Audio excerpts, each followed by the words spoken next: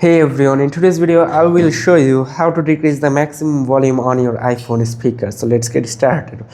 First of all, you have to check for your iOS update on your iPhone. To do it, simply click on settings, then tap on to general, then click on to software update and make sure that your iOS updated to the latest version of iOS. So that's it. If there's an update, install it before moving forward.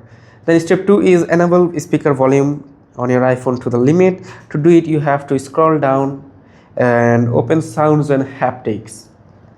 Then scroll to the bottom and tab built-in speaker. Here's the option and click on this volume limit. And then tap on to limit maximum volume to the on and on it. And you can adjust the volume limit now. Use the slider to get a maximum volume up to 90 to 20. This affects music, movies and all media played through your iPhone speaker. You can increase or decrease it anytime. That's it. Now your iPhone speaker won't get too loud. If you found this video helpful, hit like and subscribe for more iPhone tips. See you next time.